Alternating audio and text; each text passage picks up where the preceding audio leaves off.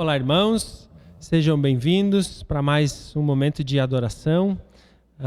O culto que vai ser transmitido essa noite, a gente habitualmente já está gravando agora no período da manhã e a gente quer convidar os irmãos a estar se colocando em espírito de adoração, para que a gente possa desejar, para que a gente possa entregar esse culto ao nosso Deus. Vamos começar com uma oração, vamos fechar os nossos olhos, conversar com o Senhor. Pai, muito obrigado por mais esse dia, muito obrigado, Senhor, por esse momento que a gente pode nos colocar diante do Teu altar como oferta, Senhor, de adoração a Ti. Aceita, Senhor, nosso louvor, porque apesar de não sermos dignos, ainda assim, ó Deus, Tu és o único digno de adoração. Perdoa, Senhor, os nossos pecados, ó Deus, para que Tu possa receber esse culto e que seja agradável a Ti, ó Pai. Que Tu seja o único motivo da nossa adoração sempre. Fala conosco, Senhor, fala aos nossos corações, agora, nesse momento, aqui no templo, aí na casa de cada um. Fala com cada um de nós, ó Deus.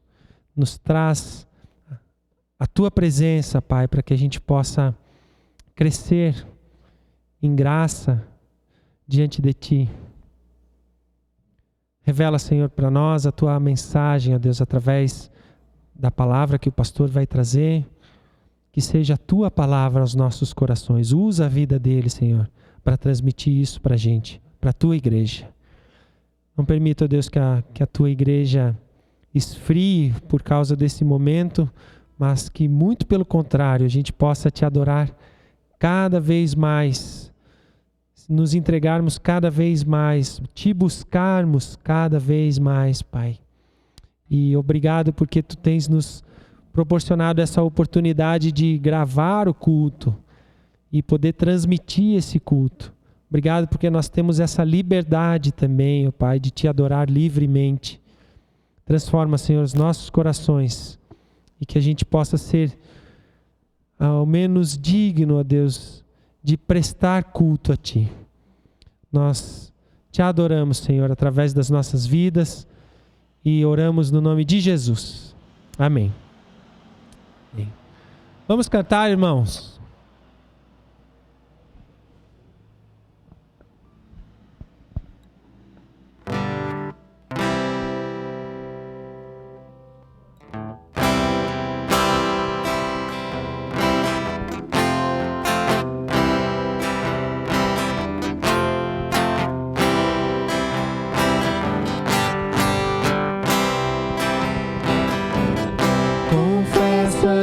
Senhor, que fraco eu sou, tão fraco eu sou, mas forte Tu és. Eu venho a Ti, Senhor, sem nada pra dar, só quero pedir, vem, ajuda-me, ó Deus.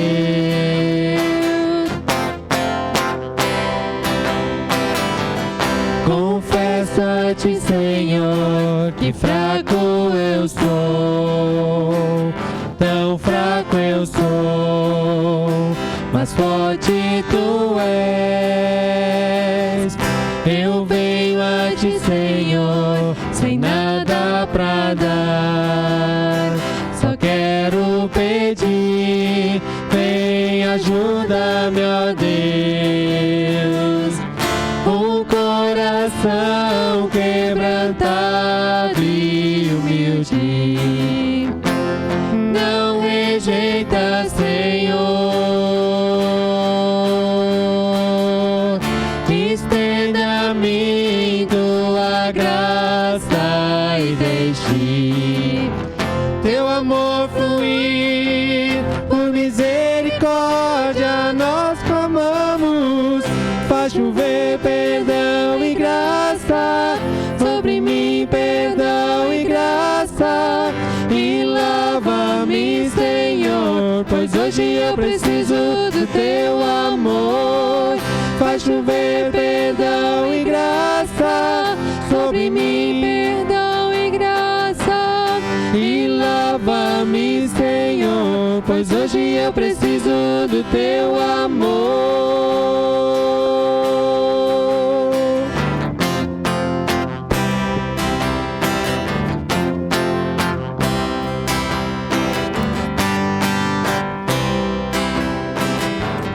Confesso a ti, Senhor, que fraco eu sou, tão fraco eu sou, mas forte tu és. Eu venho a ti, Senhor, sem nada pra dar, só quero pedir, vem ajuda-me, ó Deus, um coração quebrantado e humilde. Não rejeita, Senhor, estenda-me tua graça e deixe teu amor fluir. Por misericórdia nós clamamos, faz chover perdão e graça sobre mim, perdão e graça. E lava-me, Senhor, pois hoje eu preciso do teu amor. Faz chover perdão e graça sobre mim, perdão e graça. E lava-me, Senhor, pois hoje eu preciso do teu amor.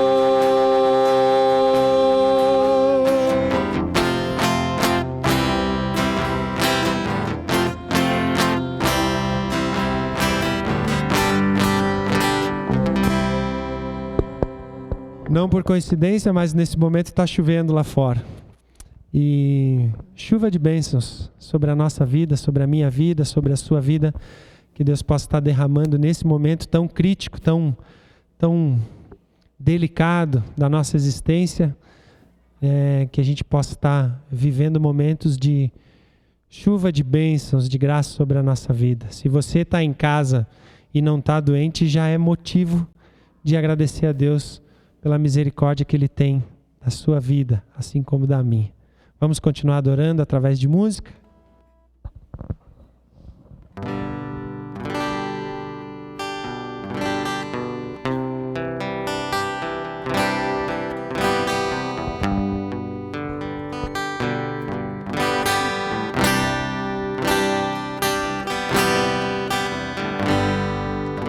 Não preciso ser reconhecido por ninguém.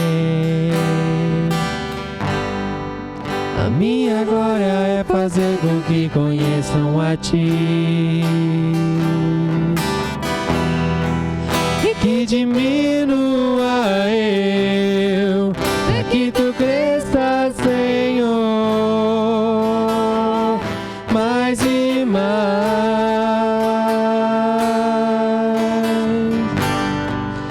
Como os serafins que cobrem o rosto ante a ti, esconda o rosto pra que veja tua face em mim, e que diminua eu, pra que tu cresças, Senhor,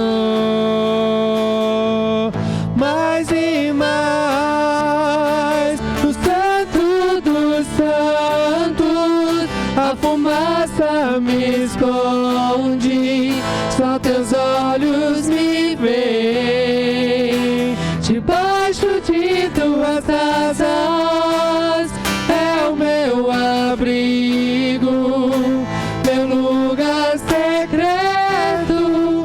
Só tua graça me basta, em tua presença é o meu prazer.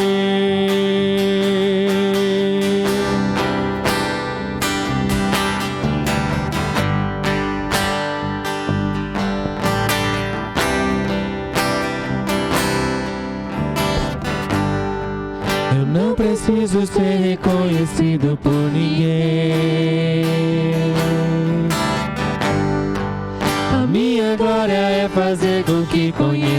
a ti, e que diminua eu, para que tu cresça, Senhor, mais e mais.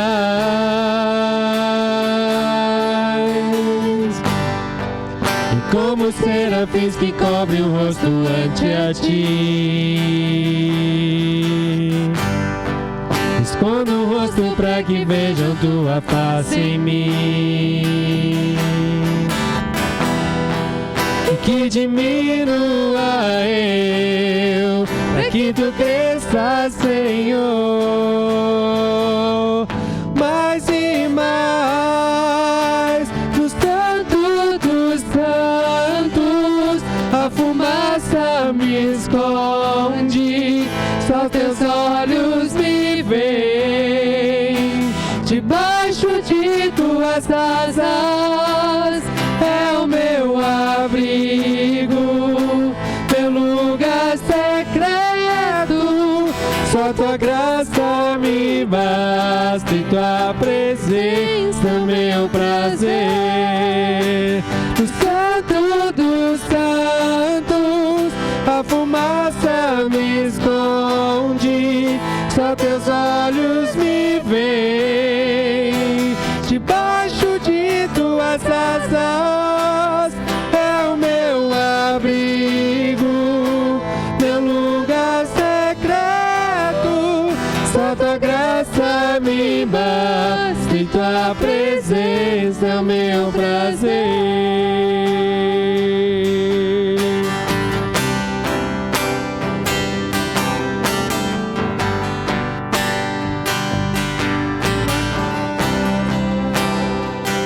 Tua presença, meu prazer, tua presença,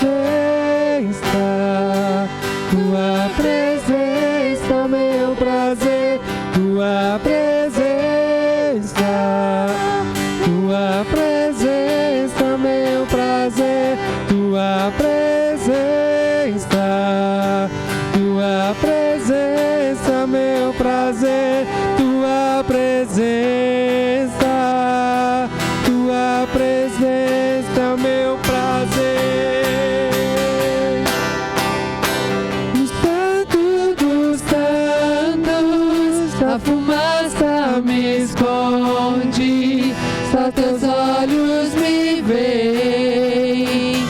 Debaixo de tuas asas é o meu abrigo, meu lugar secreto. Só tua graça me basta e tua presença é o meu prazer.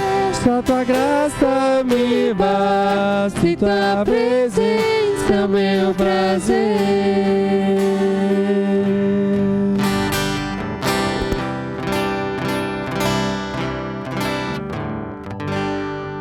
Você que está aqui, pode se assentar.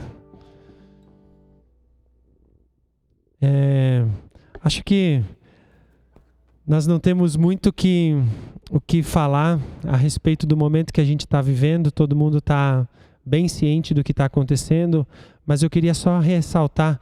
Quer sentar, pessoal? Pode sentar. Pode sentar. E eu só quero ressaltar, essa semana eu escutei um áudio do diretor do nosso hospital aqui de Tapejara. E nesse áudio ele fala que a situação do nosso hospital aqui em Tapejara está bem complicada. Tanto para reposição de oxigênio, quanto para reposição de medicamentos para atender o pessoal que está internado, né? Ou que busca, que precisa de ajuda. Porque se a gente parar para pensar um pouquinho, a quantidade de medicamentos que é usado por pessoa já é muito grande, é muito alta. Então, eu ainda faço o mesmo apelo de que você possa estar em casa e se cuidando. Se você não tem necessidade de sair de casa, não saia de casa. Adore ao Senhor em casa. Amém? Se a gente fizer a nossa parte, a gente com certeza e com a misericórdia do Senhor, a gente vai passar por isso. Amém? Pastor?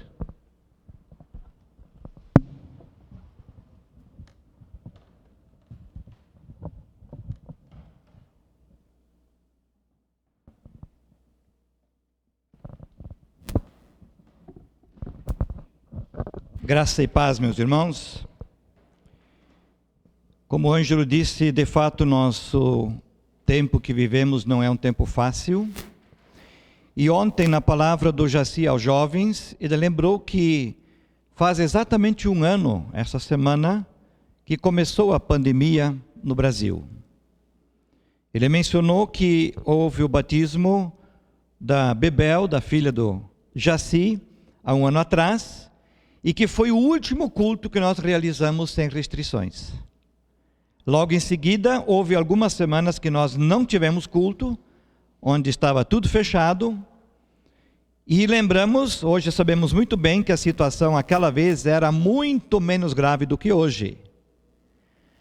A grande diferença é que a gente acabou se acostumando, criando novos hábitos, aprendendo novas práticas, e ainda estamos, com certeza, aprendendo a lidar com essa situação. Mas já sabemos muito mais do que sabíamos há um ano atrás, não é verdade? Porque um ano atrás ninguém sabia nada.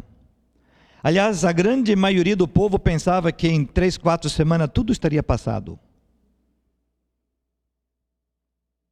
E como igreja, depois de 3 ou 4 semanas, nós começamos a ter que nos acostumar com esse novo tempo, nova realidade. Eu nem digo novo normal, como alguns dizem, porque não é normal, mas a nova realidade, isso sim. E precisamos ainda continuar aprendendo a lidar com situações novas, inesperadas, desconhecidas, mas que não temos como fugir. E que Deus nos dê sabedoria, discernimento, nos dê a direção para sabermos como agir. Essa semana que passou, eu tinha anunciado, deixado no grupo da igreja também, essa semana que passou, aconteceu em Juí, na Faculdade Batista, pioneira, a semana acadêmica, uma programação que foi feita completamente online, com os preletores, um de São Paulo, outro do Rio de Janeiro. Eu pude assistir de casa mesmo, isso é uma facilidade que a tecnologia nos trouxe, inclusive a pandemia, porque até então era presencial lá em Juí, e alguém para participar teria que se deslocar até Juí e permanecer lá durante a semana. E agora não, podemos assistir a partir de casa. Mas uma coisa que um dos 2 preletores falou, de que a igreja nunca mais será a mesma do que era antes.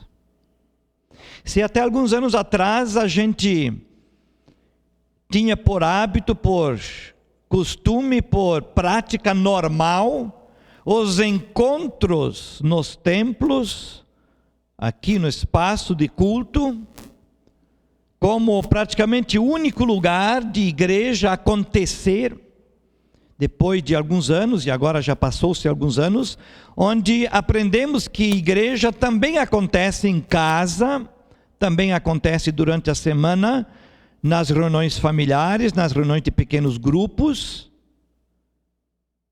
Foi o segundo momento. E ele dizia que agora em diante nós vamos ter que entender que existe um terceiro espaço de igreja funcionar, de a igreja existir e fazer acontecer, que é o espaço da internet. E precisamos aprender a lidar com os 3 momentos, com as 3 situações, tanto os encontros maiores no templo, quanto nas casas, e também, por exemplo, diante de um computador, diante de um celular, participando simplesmente à distância. E como igreja precisamos entender que essas 3 dimensões existem e precisamos nos acostumar a elas. Senão nós vamos perder uma grande parte. Claro que isso traz desafios, mas traz ao mesmo tempo oportunidades. E eu já disse quando voltei de férias, que uma das vantagens disto é eu poder estar lá no litoral de Santa Catarina e saber exatamente o que acontece aqui, participar dos cultos todas as semanas e estar por dentro de tudo o que acontece através dos diferentes grupos do WhatsApp que temos, seja da igreja toda, só dos jovens, só das crianças, só dos homens, só das mulheres, enfim. A gente consegue participar. E assim nós temos tido pessoas que se conectam aos nossos cultos nos 4 cantos do Brasil e inclusive fora do Brasil, que pode acompanhar os nossos cultos. Agora, claro que sabemos que nada substitui o presencial. Por isso é tão importante quando podemos voltar ao normal, que voltemos e não pensemos tão somente em ficar apenas diante de uma máquina, seja grande um computador, ou pequenininho como um celular, e achar que isso está de bom tamanho. Isso ajuda, mas não é tudo. Porque o ser humano, as pessoas precisam de relacionamento, precisam se encontrar, olho no olho, ouvir, falar, se abraçar, porque nós não fomos feitos máquinas, nós não somos máquinas, fomos feitos à imagem e semelhança de Deus, nós temos sentimentos, nós temos necessidades de nos relacionar, e por isso a tecnologia ajuda, mas nunca substitui. Mas enquanto assim estivermos, nós precisamos nos acostumar a essa realidade. E por isso temos como igreja também algumas limitações. E agora quero comentar algumas coisas. Já falei domingo passado sobre esse grupo de discipulado, cada homem um guerreiro. Nós fizemos ano passado um grupo que terminou no final do ano e queremos iniciar um novo grupo. Eu estou recebendo as inscrições, já temos várias inscrições feitas, vários homens que já se pronunciaram dizendo: eu quero participar. Se você for homem, solteiro ou casado, está convidado a participar também desse curso. É um curso que requer uma dedicação, temos um encontro por semana, mas temos tarefas em casa durante a semana, mas é de excelente conteúdo, muito bom, momento de compartilhar. Nós fizemos ano passado, retrasado, já começamos, depois paramos um tempo, mas começamos só presencial e depois no final foi online, através de um grupo que nós criamos de WhatsApp, foi fácil, mas queremos fazer como for possível. O primeiro livro fala sobre o andar com Deus, o segundo livro fala sobre o casamento, criação de filhos, e o terceiro fala sobre dinheiro, sexo, trabalho, tempos difíceis e fazer sua vida valer a pena. Vale a pena realmente. E as mulheres, quando ficaram sabendo disso, não quiseram ficar para trás. E aí já pediram, e elas já estão se articulando, já estão fazendo as inscrições para fazer algo parecido só para mulheres também. Então, isto é algo que nós podemos e devemos aproveitar. Também falei domingo passado, se você tem lutas, tem problemas, tem dificuldades, você precisa conversar, procure o pastor, fale. A gente está aí para isso, seja aqui na igreja, seja em casa, na sua casa, na minha casa, tanto faz, ligue, agenda, né? E vamos conversar. Importante não levar os problemas, as lutas para casa. Eu estava assistindo ontem uma palavra de um pastor dizendo que nesse tempo de pandemia, tem muito mais gente se suicidando. E quando alguém chega a esse ponto, já está no fim da linha. Não deixe chegar a esse ponto. Procure ajuda antes. Você sabe de alguém, indique o nome. Procure, não diga simplesmente problema do outro. Não, é problema nosso. Nós somos uma grande comunidade, nós vivemos na solidariedade, devemos nos preocupar uns com os outros em tudo que nós podemos. Também comentei rapidamente domingo passado, esse novo projeto da convenção, Ligados na Videira, um projeto de oração. E eu tenho sentido, irmãos, que tem muita necessidade nisso. Não é que a gente não sabe, a gente precisa realmente priorizar isso. Nós temos um momento de oração já da nossa igreja, sábado de manhã, das 7 às 7h30. Pouquíssima gente tem participado. Esse projeto agora, Ligados na Videira, você pode escolher segunda, terça, quarta, quinta ou sexta-feira, das 6 às 7 da manhã. Mas outros horários alternativos estão sendo criados. Então, se você não puder ou preferir um outro horário, fale comigo que eu vou passar seu nome e nós vamos criar, então, do Brasil inteiro, grupos de oração online, onde vai ter gente de várias igrejas, são grupos pequenos de oração, onde há uma interação entre os membros do grupo, né? Onde nós podemos ter os nossos motivos pessoais, outros motivos gerais são apresentados, mas é importante nós realmente priorizarmos a oração. Teve até sexta-feira à noite uma live pela convenção, explicando como funciona esse projeto, e se alguém não pôde assistir, pode assistir, está na internet, no YouTube da convenção, e você pode assistir lá também essa live, tendo suas dúvidas. Mas se tiver dúvidas, fale com a gente também, a gente está pronto para ajudar. E como já falei domingo passado, enquanto a pandemia durar, nós temos limitações e não podemos fazer tudo da forma como gostaríamos de fazer. Mas que bom que temos essa possibilidade de pelo menos fazermos através da internet, né? Domingo passado eu falei sobre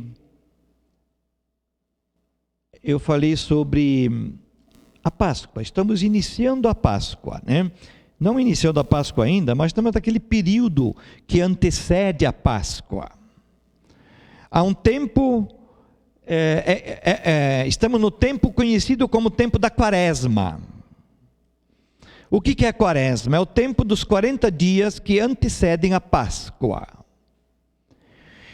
Muita gente não dá muito valor à Quaresma.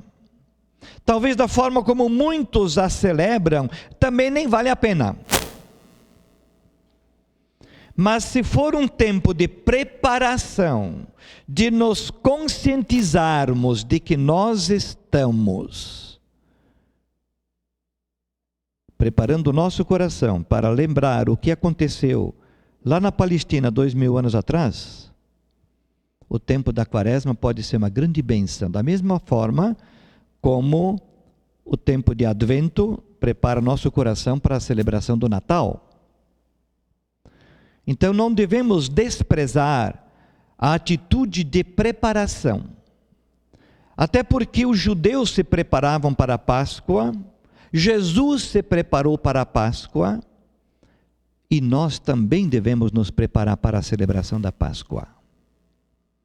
E domingo passado nós já falamos sobre isso, que Jesus já estava na semana que antecede a Páscoa, se reunindo com os seus discípulos, e eles então celebraram a Páscoa judaica. Eles eram todos judeus. E na mesma ocasião Jesus instituiu o que chamamos de ceia do Senhor. Alguns chamam de Santa Ceia, outros chamam de Eucaristia. Nós preferimos o termo ceia do Senhor porque é a ceia do Senhor Jesus. Poderíamos dizer ceia do Senhor Jesus, a qual Ele nos convida a participar. Mas infelizmente naquela primeira ceia que Jesus celebrou com seus discípulos, aconteceram coisas muito ruins. Domingo passado nós nos concentramos mais naquela parte onde Jesus alertou que alguém dentre eles haveria de traí-lo. E o identificou inclusive, e foi Judas. Dando continuidade a esse mesmo texto, nós fomos domingo passado até o verso 23, onde Jesus, celebrando a ceia, sua ceia, ceia do Senhor, ele convidou os seus discípulos a participar com ele. E Judas foi identificado como traidor, aquele que haveria de entregar o mestre. Mas mais coisas aconteceram naquela mesma noite, e que nós queremos ver agora. Então, a partir do verso 24 de Lucas 22, nós lemos o seguinte: depois começaram a discutir entre si qual deles era o mais importante. Jesus lhes disse: neste mundo os reis e os grandes homens exercem poder sobre o povo e, no entanto, são chamados de seus benfeitores. Entre vocês, porém, será diferente. Quem é o maior entre vocês, ocupe a posição inferior, e o líder seja o servo. Quem é mais importante, o que está à mesa ou o que serve? Não é aquele que está à mesa? Mas não aqui, pois eu estou entre vocês como quem serve. Vocês permaneceram comigo durante meu tempo de provação. E assim como meu Pai me concedeu um reino, eu agora lhes concedo o direito de comer e beber à minha mesa em meu reino. Vocês se sentarão em tronos e julgarão as 12 tribos de Israel.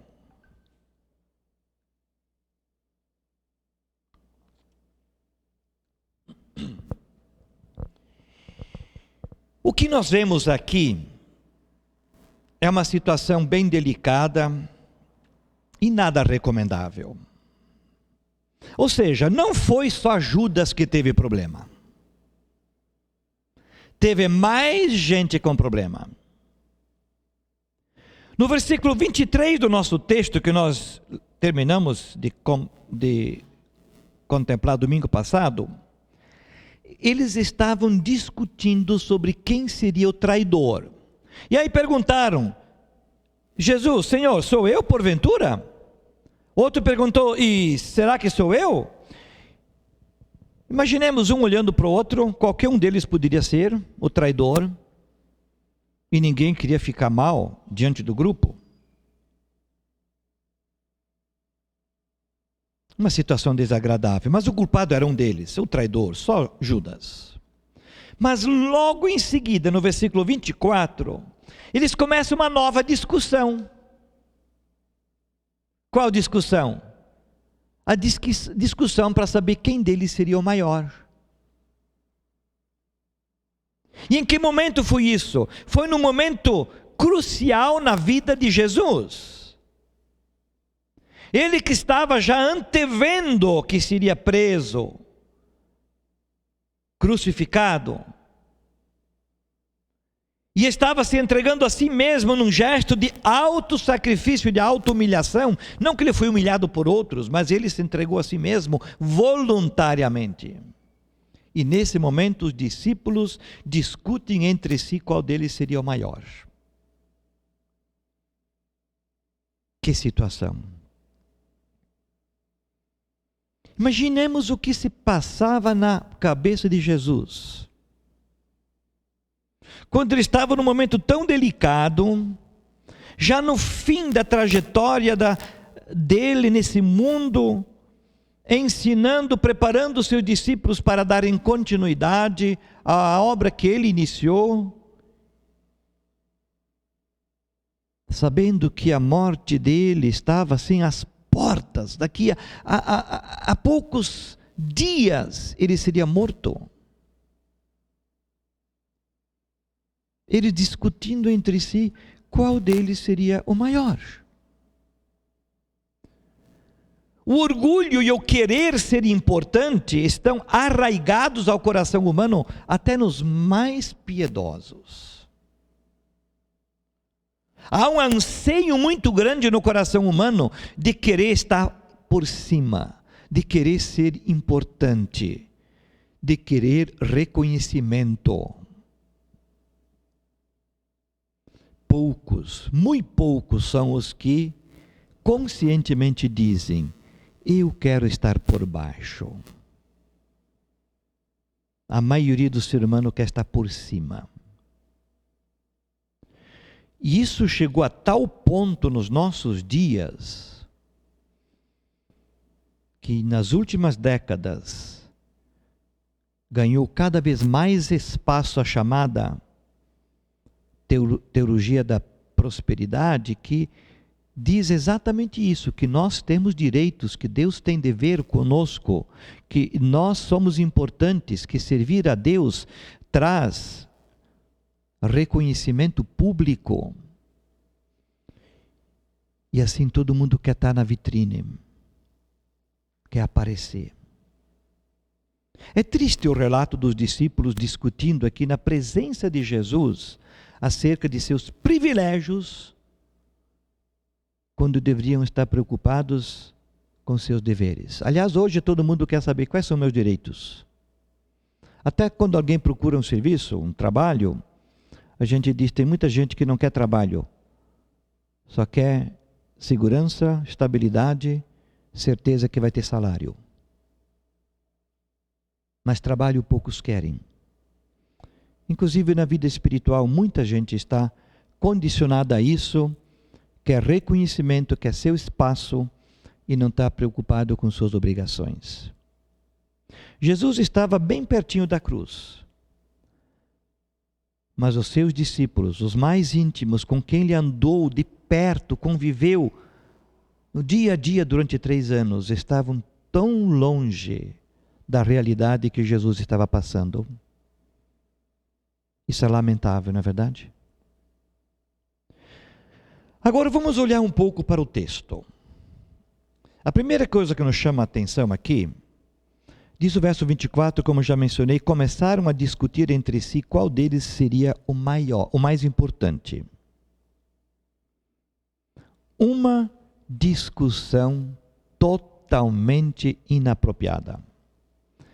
É uma discussão que não tem nada a ver com vida cristã, com relacionamento com Deus. Querer ser o mais importante não tem nada a ver com a proposta que Jesus teve, nem para os seus discípulos daquela época, nem para nós hoje. Não tem nada a ver. Está completamente na contramão. Tanto naquele tempo quanto hoje.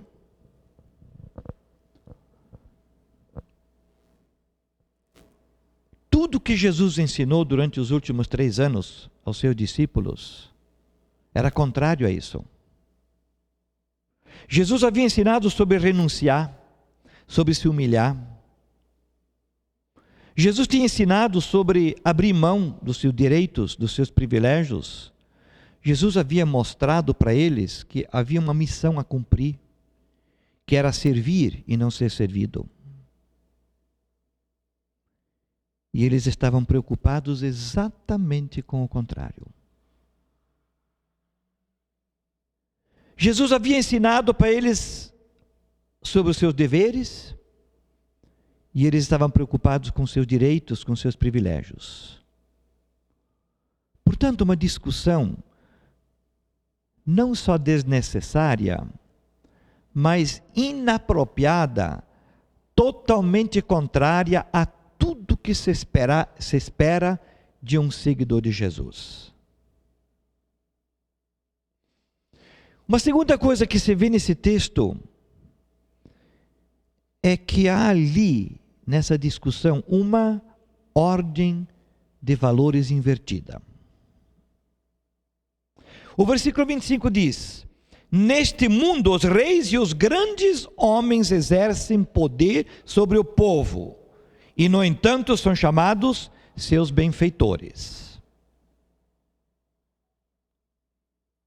É contra o que Jesus ensinou. É como se fôssemos ter uma pirâmide e inverter essa pirâmide. É o contrário do que o mundo pensa, como o mundo age, fala, os anseios que eles buscam, é tudo o contrário. Prioridades invertidas. E nesse versículo 25, quando Jesus diz aqui que os reis e os grandes exercem poder sobre o povo e ainda assim são conhecidos como benfeitores. Benfeitor nos parece ter o significado de alguém que faz o bem. Mas na época de Jesus era um título. Um título.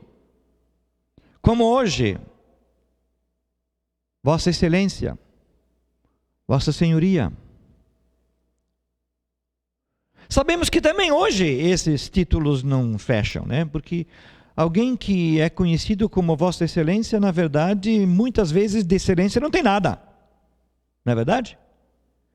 Quantas autoridades lá em Brasília se auto-intitulam excelentes e fazem questão de colocar que são Vossa Excelência?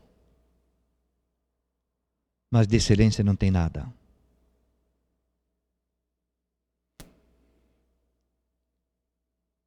Benfeitor devia ser aquele que faz o bem. Benfeitor significa exatamente fazer o bem. O feitor do bem, quem faz o bem. Mas as autoridades, naquele tempo de Jesus, os reis e os grandes, eles exercem poder sobre o povo. Sufocam o povo. Exploram o povo.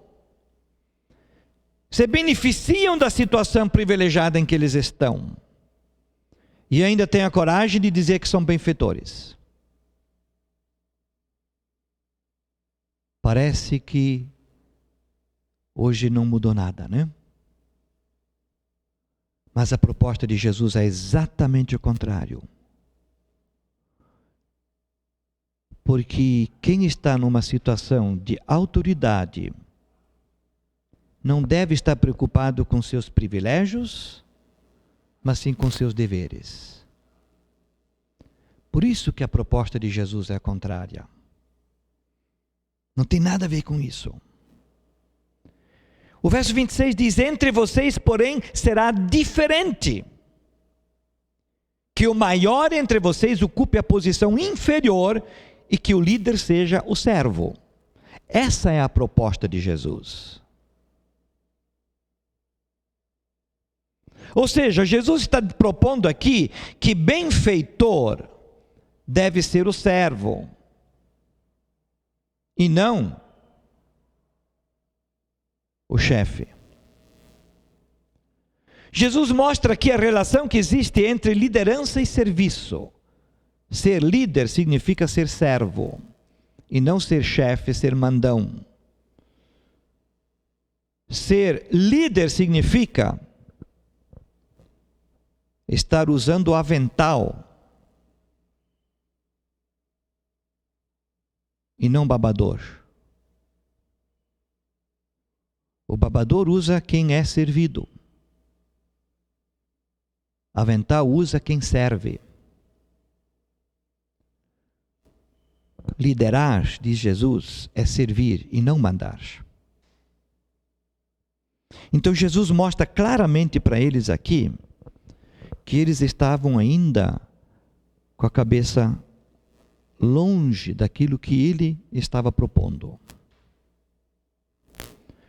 No verso 27 ainda lemos: quem é mais importante, o que está à mesa ou o que serve? Não é aquele que está à mesa? Mas não aqui, pois eu estou entre vocês como quem serve. Foi nesse momento que aconteceu o que o apóstolo João registra no seu Evangelho, capítulo 13, quando Jesus lava os pés dos seus discípulos.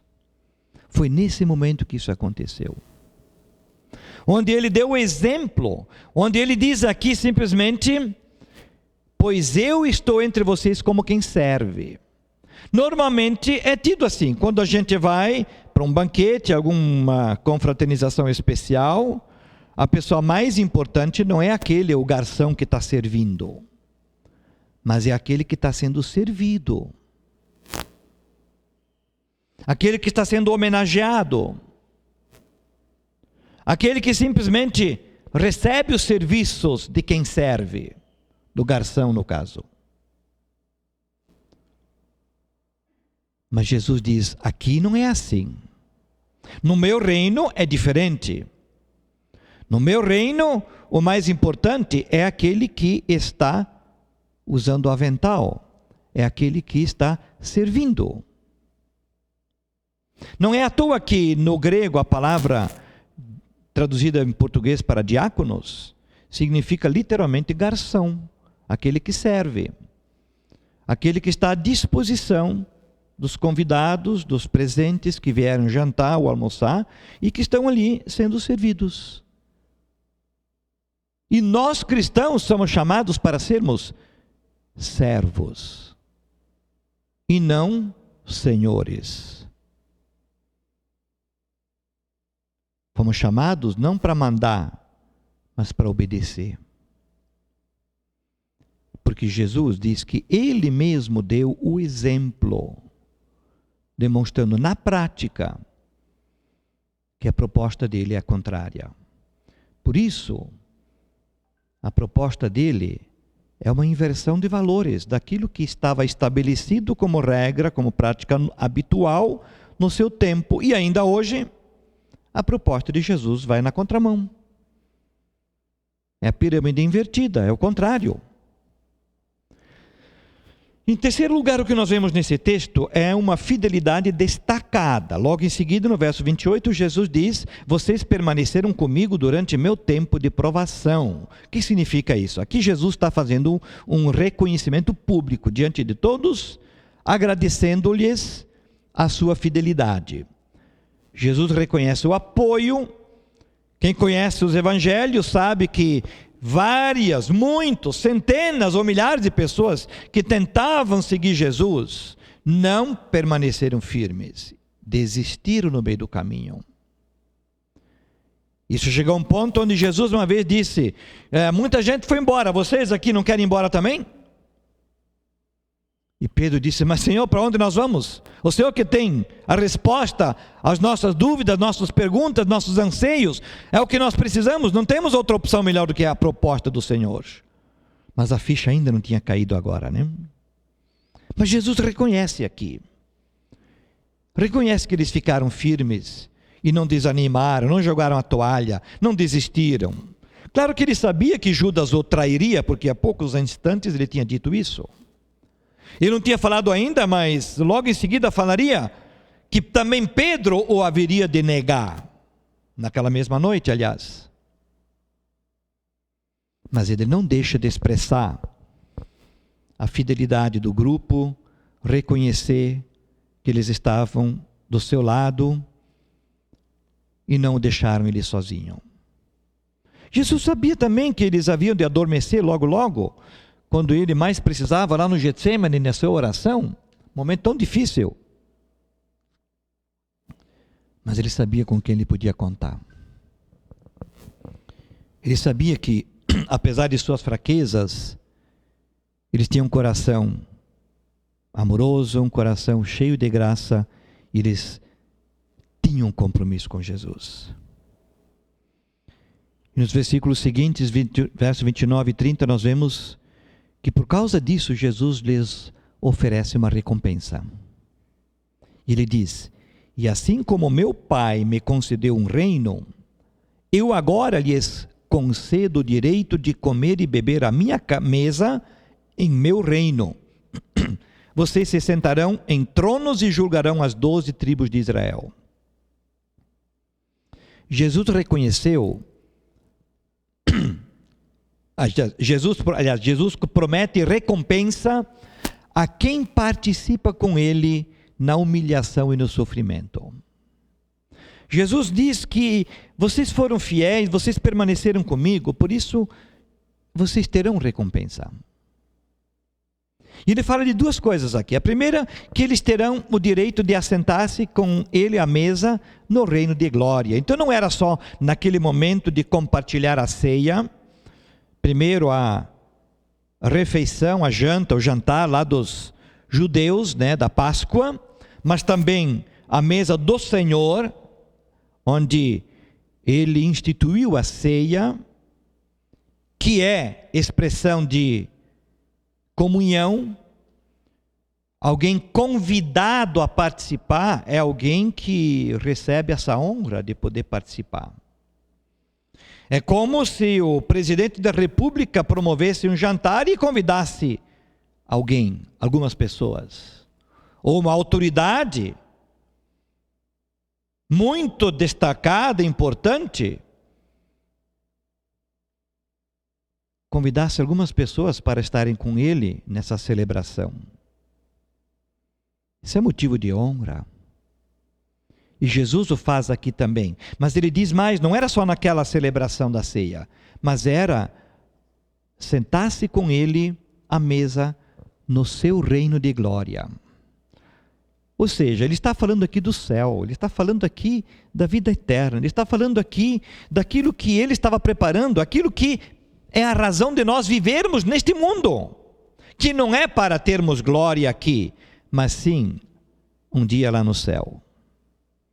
De nós podermos ter certeza de que no dia do juízo final, Jesus vai dizer, vai abrir a porta para mim, para você, e vai dizer: entre, vem cá, seja um dos meus, você é um convidado, não vai precisar ficar de fora, pode vir comigo para celebrar. E mais que isso, em segundo lugar, ele promete que eles ali teriam o direito de assentar-se em tronos para julgar as 12 tribos de Israel. Ou seja, quem é fiel não só participa da celebração, da festa, mas participa do todo. É como se alguém, seja um prefeito eleito, ele convida pessoas para integrar sua equipe de trabalho, ou uma empresa que se estabelece e ele convida pessoas para trabalharem com ele na sua empresa, na chefia, na direção da empresa, recebendo importantes cargos. Aí Jesus está falando, em outras palavras aqui, do que conhecemos como galardão. Que podemos e não sabemos de fato o que significa o galardão, o que será o galardão. Mas o que podemos saber, isso sim, será uma coisa muito boa. Porque toda vez que a Bíblia nos fala sobre galardão, ela fala numa linguagem de recompensa, de valorização, de reconhecimento, de privilégios. Então podemos não saber o que é galardão, mas sabemos que vai ser bom. E Jesus promete isso para quem é fiel. Para quem se mantém fiel até o fim. Em Apocalipse tem um versículo que diz que quem perseverar até o fim será salvo. Em outro lugar diz que receberá a coroa da vida. A coroa, o reconhecimento, como os reis usavam coroas, como uma forma de reconhecimento. Em último lugar, aliás, concluindo, nós precisamos fazermos algumas perguntas em cima disso. A primeira, aquele momento inapropriado onde os discípulos simplesmente discutiram sobre coisas que não tinham nada a ver com a proposta de Jesus. Podemos perguntar, você tem sensibilidade diante dos momentos difíceis dos outros? Eles não estavam nem aí com a situação que Jesus estava vivendo.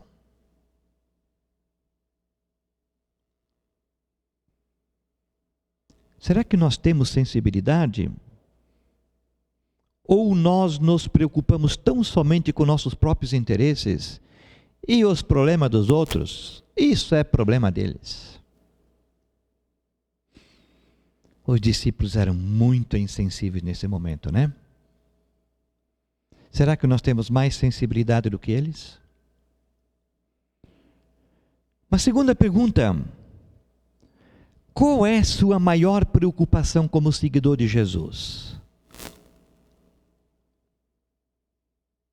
Ser servo ou ser chefe?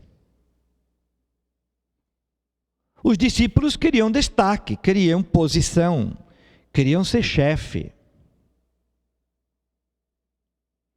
Mas a proposta de Jesus é para sermos servos. Você, como seguidor de Jesus, qual é a sua preocupação? Qual é o seu anseio? O que você busca? O que você está disposto a dar e quer realmente buscar? A terceira pergunta: os 12 discípulos ficaram com Jesus quando muitos e muitos haviam desistido e continuaram desistindo. Nos nossos dias nós vemos a mesma coisa. Tem muita gente buscando Deus, Jesus, nos problemas e querem solução.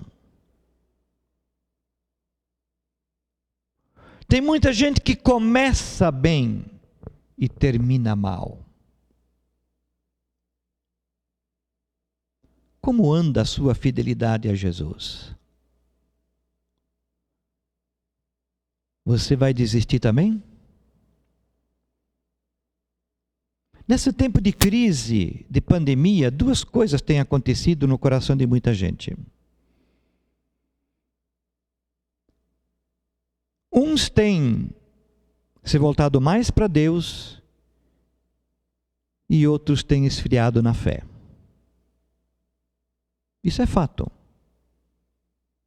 Muita gente que frequentava os cultos antes, agora acha uma boa desculpa para não precisar ir, não ser cobrado, porque afinal de contas, ninguém está vendo. Antes sempre aquela coisa chata de uma certa cobrança, e puxa vida, alguém pergunta como é que está e tal, agora eu posso ficar em casa e ninguém fica sabendo, posso fazer o que eu quero da minha vida. Mas outros têm se voltado para Deus. Como essa semana, alguém falou para a Lone, minha esposa, dizendo que nós lá em casa nunca buscamos Deus tanto quanto hoje, quanto agora. E nessa pandemia nós descobrimos tanta coisa que a gente não fazia que devia fazer. E que agora nós nos propomos a levar isso mais a sério. Como anda a sua fidelidade a Jesus? Vai ficar firme? Vai se firmar mais? Ou vai jogar a toalha? E finalmente, Jesus prometeu recompensa aos discípulos que perseverariam. Aqueles que perseveraram lá atrás e os que vão perseverar até hoje, até o fim. Para aqueles, Jesus prometeu recompensa. E o que Jesus diria ou dirá a você? Ele também tem uma recompensa para você? Porque você está incluído dentre os que são fiéis? Ou Jesus não tem nada a dizer? Domingo que vem será o domingo conhecido como Domingo de Ramos. O último domingo antes da Páscoa. E a seguir nós temos então a semana conhecida como Semana Santa, em que bem de perto podemos lembrar o que Jesus passou.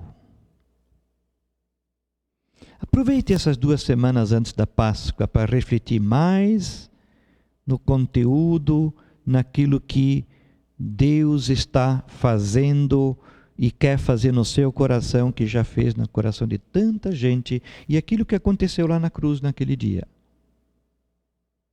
Aproveite para se refugiar no Senhor, para buscar mais a Deus, ler mais a Bíblia, orar.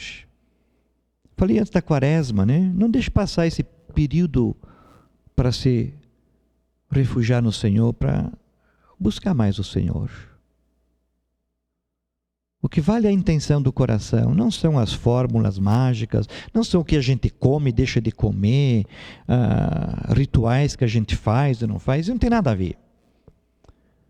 Mas é a preparação íntima do coração. Fazendo uma autoanálise, uma avaliação de si mesmo e colocar a sua vida diante do Senhor e dizer: Senhor, conte comigo. Amém? Vamos orar? Vamos ficar em pé, quem está aqui, depois logo a seguir nós vamos cantar uma música ainda, e assim nós encerramos o nosso culto. Oremos. Pai de amor, eu quero te louvar, agradecer por esse texto registrado na tua palavra, mesmo que não seja um texto tão bonito, que nos fala de tantas coisas boas, exemplos positivos, mas é um texto que nos faz pensar. É um texto que nos faz refletir sobre qual é a nossa posição.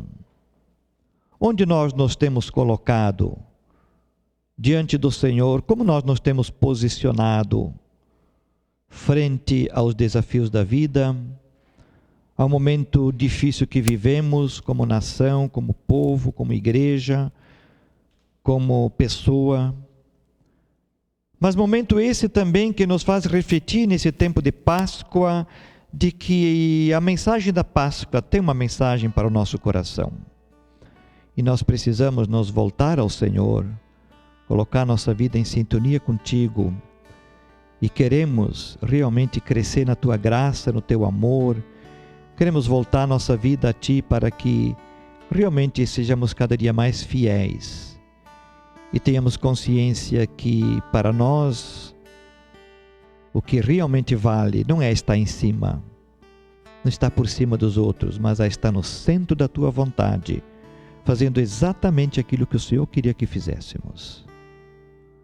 Tome nossas vidas em tuas mãos, que a tua graça e a paz do Senhor inunde o nosso coração e que cada dia estejamos mais perto do Senhor. Amém.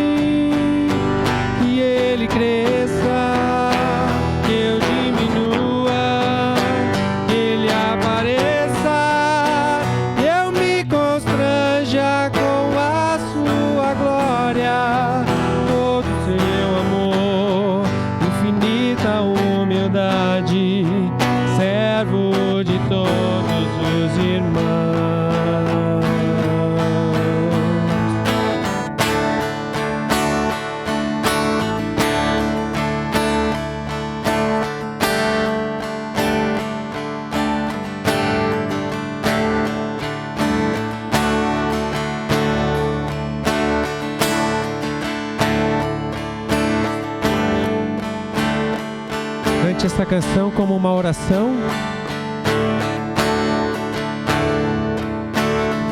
Adore o Senhor com a sua oração, com a sua voz. Queira sempre mais do Senhor. Mais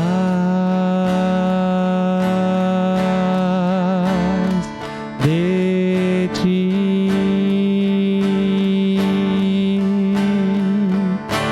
Mais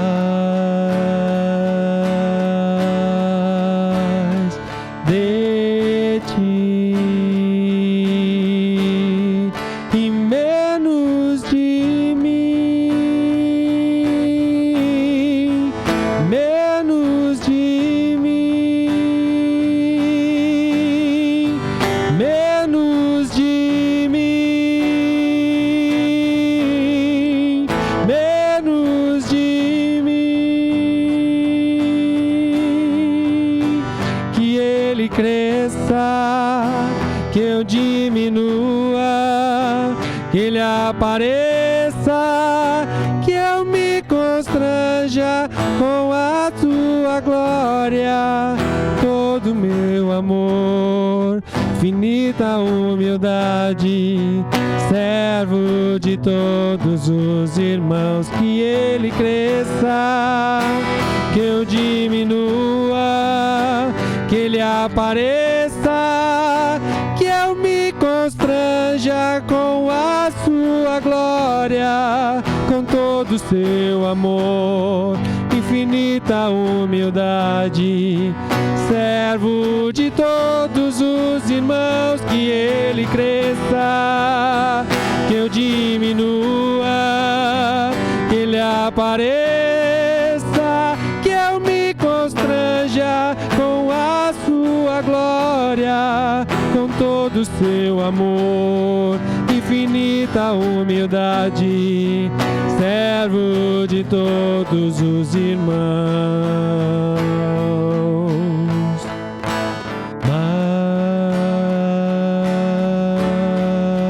Mais de ti.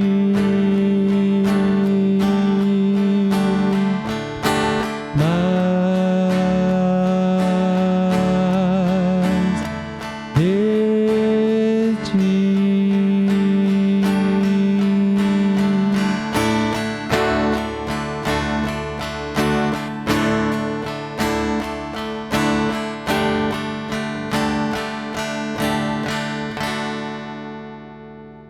Senhor, nós entregamos a Ti a nossa vida, a nossa semana, o nosso ser, tudo, Senhor, para que Tu seja mais em mim e eu sempre menos, Pai. Nós entregamos tudo no nome de Jesus. Amém.